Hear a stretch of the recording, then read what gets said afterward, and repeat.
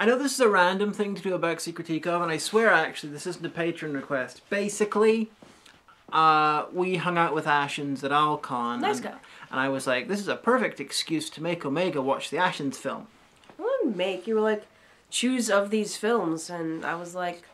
Yeah, but that's why I added it to the pile, because it was like, well, you know, you met Ashens and you thought he was cool, so it's like, let's watch his film. Because I already had a copy. I mean, I first saw it when it was released onto YouTube, and then I decided to support Ashens properly, even though I didn't know him very well at the time, by buying a copy on Amazon, and it turned out to be it was said it was a DVD. It was a VHS, a pirated VHS, in Dutch. Dutch of all languages. And I sort of sent a message back saying, dude, you were advertising this as as a legitimate DVD copy and all that, you know, what the fuck? And they basically replied with, lol, we got your money, do-do-do-do-do. They didn't realize that through Film Brain and all, I knew Ashens a bit, so I forwarded the details to him. Did you know that these people are basically pirating your work? So, you know... In Dutch. So it's like, I sent a little message, like, he linked to Ashens, like, here's some people who are pirating your stuff, you know, forward it on to whoever, do-do-do. So, you know, moral is... Interpol. So, moral is, if you're going to pirate stuff, make sure you're not pirating it to someone who knows the person who stars in the thing. Anyway. Has Interpol ever caught Carmen Sandiego? I've always wondered about that. Ooh. But, Ashens, after this sort of little interaction, he sent me a Blu-ray copy of the film. Which is very nice of him. I didn't ask for it, didn't expect it, but you know. And then ever since, Ashens has been sending me occasional Blu-rays he receives. He's like... Maybe it's part of his dastardly plan. It's like, I don't want this film, but Hagan might. Yeah, well, we do that too. Like, I've been in, like, you know, Tesco or Poundland, and I'm like, oh, this looks horrible. Lupo should review this. At Obscures Lupo. Look what we found in Tesco. Yeah, but he mails them to me. Like, he mailed me this wonderful 3-disc Blu-ray version of Bride of Reanimator, and I was like, oh, sweet. And anyway, long story short, we finally got to meet him in Alcon, and yeah, really nice guy. He's fucking lovely, and I convinced her to watch the film. You're really convinced. I was like, let's watch it. You made it sound like you were like, you know... Watch it! Yeah, watch like it! There was bartering involved, or like... Yeah, I'm acting as though it's like Masters of the Universe, something that you refuse to watch. Unless a patron requests it. No, because you can't... The original was the best. Patron, you should request it. By the way, that clicking sound is because I'm house sitting with my parents right now. There's both a clock and whatever that thing is. Like, I don't know what it is. It just always makes a noise. Basically, there's a internal heating timer. Now we're a different height that we will. Sorry, there was too much space there. But, yeah, so there's, like, clicking sounds here. Anyway. We're in the Hall of Time. Yes. There's more clocks here than there's in the entirety of Mystics and Bali. When you see Mystic and Bali review, you'll understand there's a lot of clocks in that. Alright. No, but it was a good movie. It was the first internet movie that we watched that was of, like, a real movie. Like, that was... You know, the angles looked like real angles that you would watch in a movie, and the camera was really good. And I said that maybe, like, Doug should hire that. We're still a bit low. I'm sorry, I'm short. Here, no, it's me too. Crane up like this. Ashen, this is, without a doubt, the best of the internet original turned into feature films. You know, this is better than anything Channel Awesome has done. It's better than Nerd Quest. It's better than the Angry Video Game Nerd movie. It's better than... What other ones were there? I can't think of... Well... It's better than the Smosh movie, which, admittedly, I only watched because it was directed by Alex fucking Winter. What about the Gamers? Although that was a long time ago. Gamers it wasn't based on an internet thing. So Gamers is completely not in a different genre. I still say that, you know, lift with the knees, Rogar, not with the back. And, oh yeah, it's better than Lewis's film, too. This is the single best. Bad thing against, you know, all of our friends who work. Yeah. I got, you know, out of all those things, the Smosh movie is probably the worst. It's not like we've actually made a movie. Right? Yeah. Actually, though, I was involved in a film project. I bet you didn't know that, that this was the summer of 1998, and our major motion picture that we shot on John Snyder's camcorder, which was, of course, this size because it was 1998, and it featured John and Kevin and Laura almost getting arrested in Swarthmore because there was an underpass where, like, the shops at Swarthmore were, and there was, like, a railing here, and so there was a part where there was, like a fight dastardly fight on top of where the railing was, and onto the wee little catwalk because you could walk under the underpass, and they threw a dummy off there.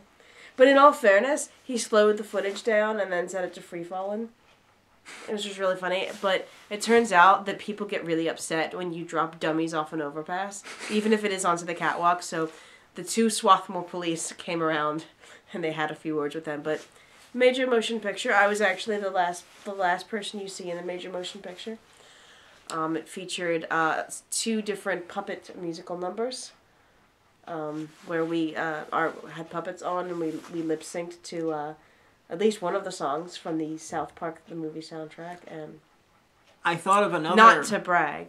I thought of another internet to movie thing, which probably vies with the Smosh movie for the single worst. Project Million. You can't even count that. Yeah, it can. It made what? Like it didn't make any money. 1,000 views on Blip? If that. And it ruined people's lives. It literally ruined people's lives. The film itself didn't. The shit that happened afterwards did. That was the catalyst for it all. Yes, it was. But literally I'm saying, ruined people's but the fact that it might that all that happened, that does not change the fact that it was a film based on an internet thing. We need to write a movie. We need to write a book about all this shit. But no, it was a really good movie, and people running around being English. Yeah, Gamechild is fucking brilliant. I mean, it's got Warwick Davis and Robert Llewellyn in it. It's got everyone from the British contingent of Channel Awesome, basically, except for me, because, I'm never in anything like that. I dare you, look through NerdQuest, except for my cameo right at the end, and you won't find me. So if we ever did a movie that means you could get, your man that you met one time, he's provost of my uni. Oh, James Nesbitt. Yeah, you should get him. Be like, dear James Nesbitt. James Nesbitt, will you play Ashens in the Hagan movie? No, he can't play Ashens. He's Northern Irish. Are you trying to typecast him? Ashens can be Northern Irish. We should ask him if he could do it in that. Yeah. I mean, he said he might be meeting up with us when we're in England next month. Not James Nesbitt, Ashens. Okay, good. I was confused. Basically, at Alcon, he was interviewing me about extreme cinema, and he only got about half an hour of a podcast with me, and he wants to meet up with me. He had such fun. He wants to meet up with me again and do another hour or so, just so we can have a really big podcast thing about it. I think a lot of people would just pay to listen to you talk about movies. That's possible. Garvin would. My supervisor at work, well, one of them, he's really into film. And so now we actually have a saying. He's like, have you seen it? I'm like, no, but it's him. But Czar's probably seen it. Chances are. I tried watching Naked Weapon, which is sort of a spiritual sequel to Naked Killer, today, but the DVD's busted. You can watch Naked Gun instead. Are you going to do Naked Weapon as a review if you get a copy that works? Am I going to have to dub it again for you? If I can get a copy that works, and I was told that I should look at it for a review film by Haganista. Oh, if it's reviewable, then sure, it'll be on the pile, but it doesn't seem to be terribly dubbed, which is, Oh. I know. It's like, it's competent. How unfortunate. Hagan being dubbed, that was the only reason to watch the Naked Killer review, apart from the, lesbian I did action. the dubbing. I'm really pleased with myself. But yeah, anyway, this one, it's got a lot of little referencing stuff to a lot of little disparate things. If you come into this completely blank, you're going to be lost for, I'm guessing, about 10 to 20% of it. But a lot of it you can work out through context. You can work out like, oh, right, okay, yeah, I see. Yeah. It's obviously easier if you're not going into it completely blank, but it's perfectly viewable that way. And I believe you can still watch it on YouTube. If you can't, just buy a fucking copy on Blu-ray. I mean, you get all sorts of extra features, like behind the scenes, Stormtrooper costume tour, life through a lens, Robert Llewellyn interview. How come our camera's not that good? We should get a camera that, like, it's all clear like that. He had a nice camera, yeah. I mean, Film Brain's got a nice camera. Yeah, his footage is really nice. Like the panel that he recorded for me. I am considering asking him what one he did whenever we get a newer, better camera.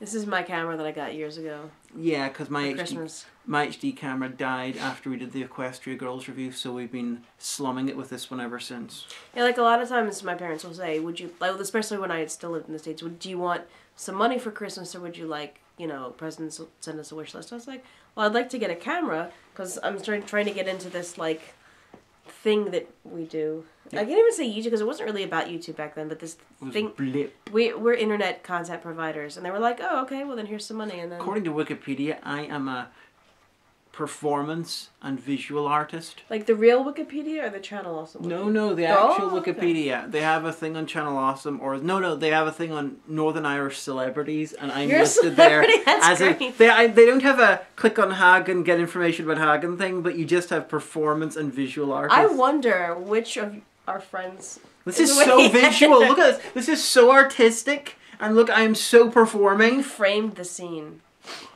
Ignore that.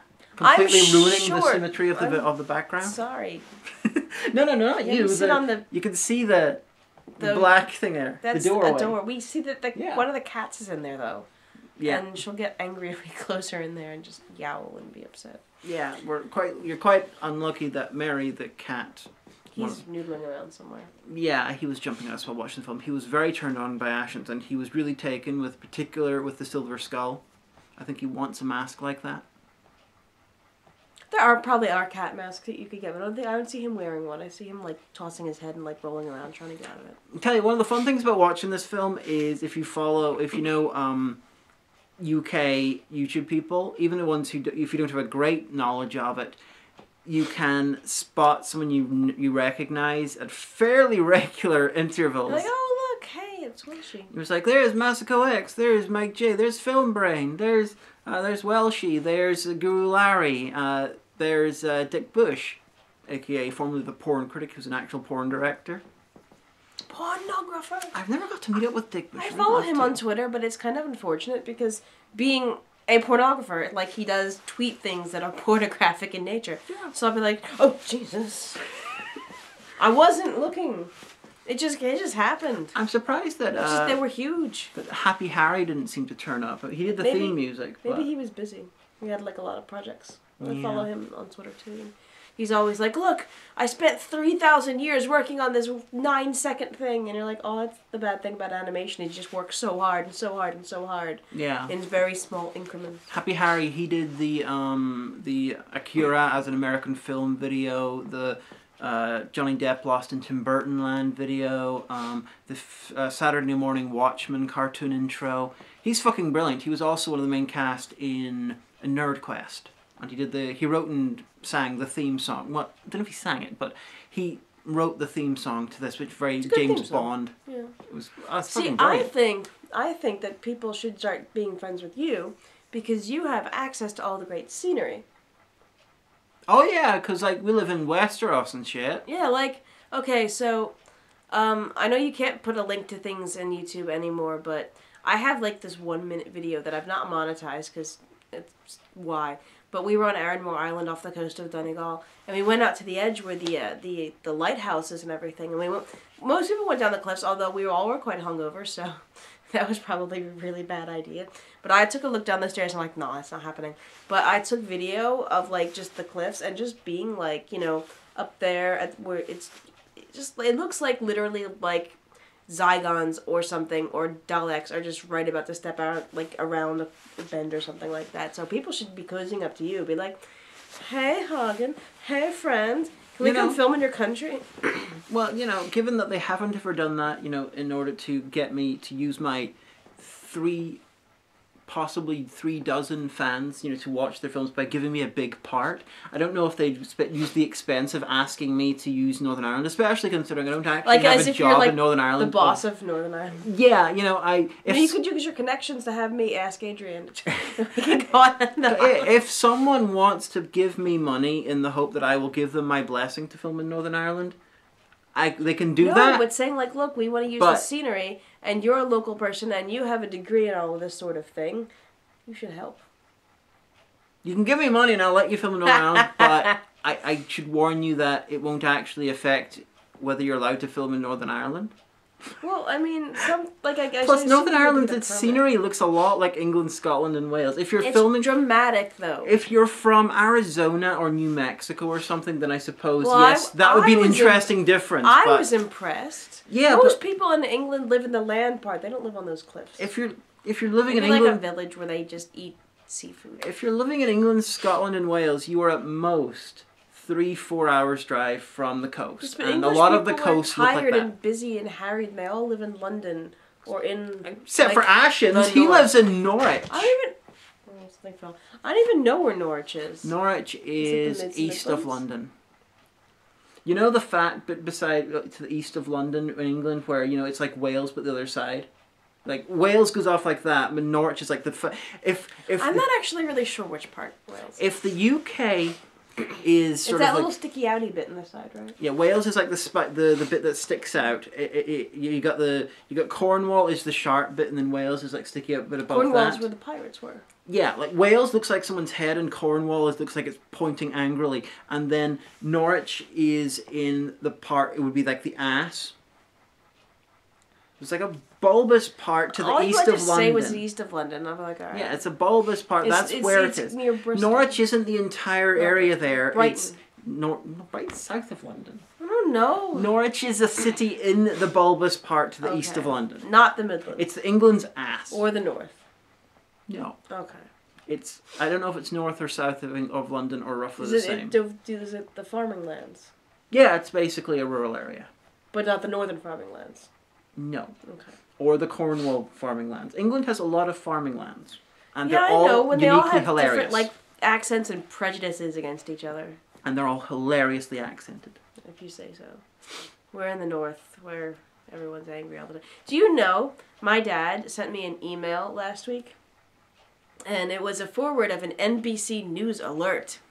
And the headline of this news alert was, Brexit threatens fragile peace in Northern Ireland. Like, we didn't know that. As though this had just happened. As though we didn't realize this the day after the Brexit vote. Like, it's like, you guys going to be okay? We're like... I believe I was tweeting about this before the result, while the results were happening. And then I had to basically take, like, a 2-long compound sentence explanation of Northern Irish politics the last year and a half. Oh, good. Which, I told you, it's like, well, it looked good at Stormont, except Stormont's shut right now. We don't... By the way, we don't have a government. Still. It's been nearly a year. The last government shut itself down when the second guy in charge, Martin McGuinness, he's famous. He used his powers to dissolve the government in protest of something that was going on. Well, it was right to do, I think. Yeah, but I'm not going into full-on details. He did that. The other team was involved in a big bad scandal that wasted billions of pounds of taxpayer money. He did that, and since then we've had time for Martin McGuinness to fucking die, and we still got no government. One of the reasons he quit was his health. He knew he had that I know, disease. but it's really demonstrating that, how long we've been without a government, that the person who destroyed the government has since died of natural causes. After so long, it's supposed to revert to home rule, but that's not happening either, because the DUP is kind of, sort of in bed with the Tories. No one's really sure about that, which is a violation of the Good Friday Agreement. And the government's being sued for ending the peace process. We're not sure if it actually has or not. We don't know if there's going to be a border, where there's going to be a border, what the Republic's going to do about it. They militarized one, which will restart the Troubles. And then people are whinging, yes, but what if the border is in England, so then everyone will have to have a passport to go to England? I'm fine with that. That is far easier than dealing with having a fucking border. But anyway, so Ashens' movie. Yeah, this is good. Well, it was really good. Yeah, I think that Channel Awesome should hire him to make their movies look good. I don't know. I don't know if you watch. Maybe Duncan Barr was camera. I don't know if you're watching this, Ashens. I'm doubting you are. But if you are you still involved with Channel Awesome? I know you were. You used to be, and I know you occasionally turn up. Obviously, you turn up with my stuff. You've turned up with Ninja the Mission Force and a bunch of other things. But are you still technically connected with? You could just ask him on Twitter. That's not even better. Actually, I have his phone. I can text him. No, don't text people. It's nearly tea time. Where's my phone? I don't know. My phone is somewhere. I can't text Ashens. Well, text in the morning when it's late. Don't just text people you barely know. Text Ashens during the vlog. What's the crack? I'm eating dinner. What? Nothing. Whatever. But no, it was really good, and I'm glad that we watched it. I think Doug and Rob and all are, they easily have the talent and the pool of people and the money to make something at least as good as this. The problem that the Achilles heel that they've had with making things, I'm talking about the anniversary specials particularly. Time and money? Time. They have to do things really everybody. quickly, and they have to try and give everyone something interesting to do to justify people going off and doing it. But also, Doug has a tendency to try to out-epic the entire Lord of the Rings saga in one single project. So he makes it way too big and glorious. But you mean like sarcastic for a laugh? Or like, I'm confused what you mean. Like playing it for laughs, like, aha, that was so epic. No, if you watch it, like, too much To Boldly Flee is like 5 hours long. It is? Yes. And it was filmed over like 6 days. That's what I'm talking about. That's why he does not allow himself the time to make things as big as he wants to make them. If he limited himself to doing something that was like 90 minutes and, you know, cut it to the best stuff, you know, he could easily make something as good as this. You know, I've been saying for years that a really good project could be hub-based.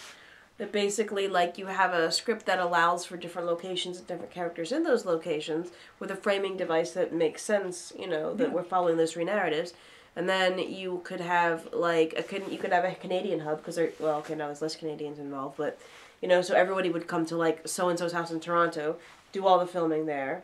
Everyone would have, like, the same equipment. You could have the Chicago people, you know, or, like, you know, get everyone in the States to Chicago or to New York City and film there. And you could have the UK hub. I've been saying this for years. No. But I'm not a film person, so... That's basically similar to what they did with the Uncanny Valley. What was wrong with the Uncanny? Oh, yeah, that's because you didn't like my cameo in that. Your cameo was fine. You didn't like the way it was filmed. I had to crouch on the basement stairs in my parents' house because this is one of the times that she was visiting, and so we were up visiting my parents, and so I'm like, oh, they have a really creepy basement. So it wasn't that we had, since it's stairs and they descend like it was on an angle, for 3.5 hours I had to crouch on the stairs with the spiders holding the thing steady. It couldn't move. Here's the problem with the thing. Rob Walker. Rob sort of dropped my cameo right at the end, the epilogue to the Uncanny Valley. It was very quickly sort of done. I was in America while he sent me the thing, do you want to do this? And then he then sent me the script. This all happened very quickly. So we had to film it there. And it had 3.5 hours crouching on the And it had to be sent very quickly. And because I had no idea what the fuck was going on in that project, because Rob and I were making it, I asked Rob to write down the script, because he actually asked me to write it myself. Unfortunately, I didn't know what they were doing. So I turned it down. An advert for like some kind of like cheese-based product. So I turned that down, and he wrote this thing. Now, Rob Walker writes incredible material, and he has an incredible Dan Aykroyd-ish mind for remembering huge piles of brilliant, meaningless bollocks. Crouch on the stairs with the spiders for 3.5 hours. So that took 3.5 hours for me to get usable takes of me saying these huge lines. I have a memory like a... So late to RDA, I only got there in time for the live news. Did we even eat dinner? I think we had to like wait and then go out and get something. Entirely possible. Plus, I had a cold at the time we did this. That, yeah. But yeah. Rob is a fucking... I do not know how he has this mutant ability to write these huge epic sort of speeches and then fucking remember them. I doff my hat Probably because he's not crouching on the basement stairs. Well, yes, but you wouldn't have to do that if you're doing the acting. We only have a minute of battery left. Oh dear. But no, but the Quest for the Gamechild was a very good movie, and... No, yeah, it's fucking fantastic. Ashens for sending a copy to Czar years ago. Years and years ago. No, like but... 18 months, 2 years, something like that. If it was a baby had been born that day, they'd be a toddler by now. And that's words to live by. Yeah, everyone, buy a copy if you don't, or check in Support YouTube, see if it's there. Provide you with free entertainment. Also, you know, buy the Channel Awesome and, like, Top the Fourth Wall movies. Don't buy the Smosh movie, it was crap. Buy Alex Winter's good stuff, like Deep Web and Freaked.